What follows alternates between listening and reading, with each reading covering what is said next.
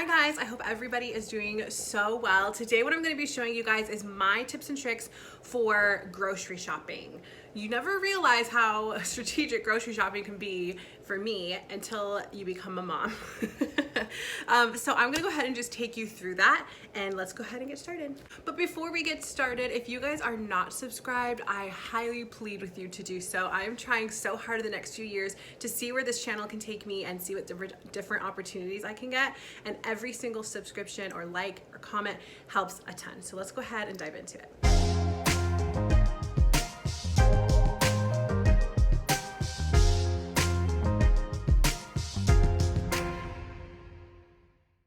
So usually I shop for the whole week, but this week ended up being a little different. I was supposed to go out of town and only Xavier was supposed to be here, but then that ended up getting changed. So I'm kind of going grocery shopping midweek, which never really happens.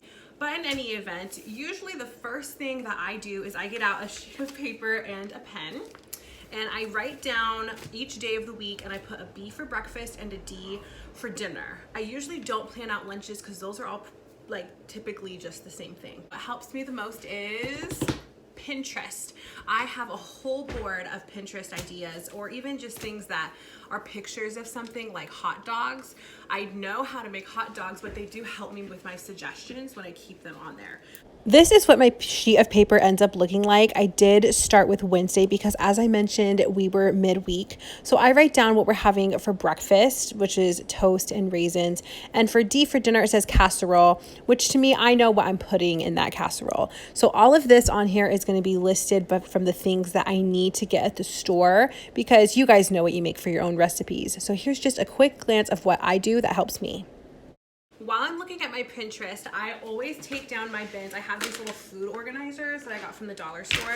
And in one of them, I have like some mac and cheese, which are nice to have on the go. And I do a quick little inventory check, if you will. So like for instance, if I say, oh, I'm gonna have casserole and veggies, then I just look in my little bin and see what I already have. Already I have some green beans and I have some corn. So that way it doesn't go on my market list because I already have some of those for backup. So now I know, depending on how many meals I'm gonna have with veggies, that I don't need to buy any. I have plenty.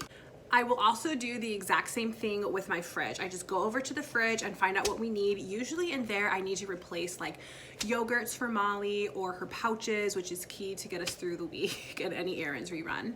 And then, you know, like I have a whole bin full of like condiments and then of lunch meats, cheese, vegetables, fruit. So keeping everything organized is something I recommend too, because then you just take a quick look and then you have it written down for the store. Then I keep this list either in my phone or on the fridge through the week, because then when I get up in the morning, I don't even have to think about what I'm going to make, and I don't have to think about if I have it or not. It just works out so well.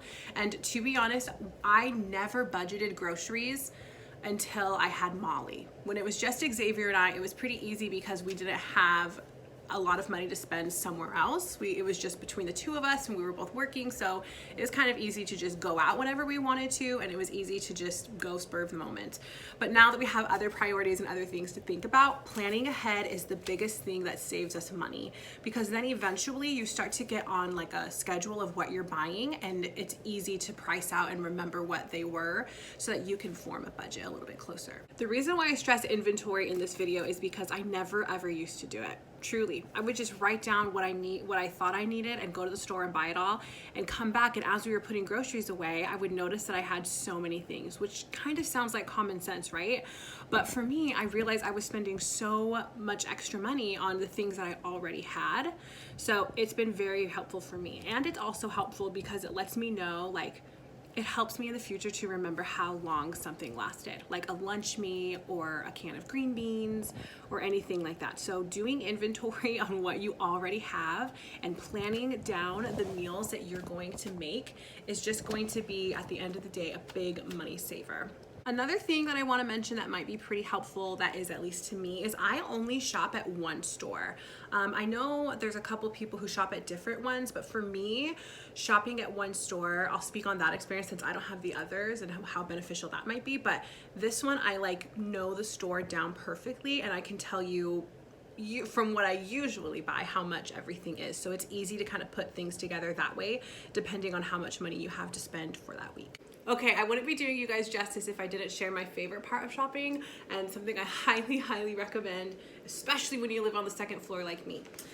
These grocery bags. This one is from Burlington for $1. So cheap, and they're just huge, if you can see in. So I have 2 of these. See if I can move my camera down for you guys to see. I carry 2 of these, and they have so many cute designs too. So this one is Radiate Positivity. See, they're just so big, and they are not gonna break anytime soon. They're just so perfect. And they have a square bottom, so anything that you put in, like milk or something, sits right up. And then I carry those in this huge IKEA bag. This one's nice because it has the 2 handles, so you can hold it if you're walking down, and then the strap that's longer. Shaboom. Honestly, I can't remember the last time that all of our groceries didn't fit in all 3 of these, but it just makes it so much easier because for me, like, the plastic bags rip. There really is no rhyme or reason to it. I just fold up my bags literally like I fold a fitted sheet, and I put them both in there, and you are ready to go. Make sure you have the wallet, and make sure your cute husband is filming you so you can grab your keys and give him a kiss right before you go.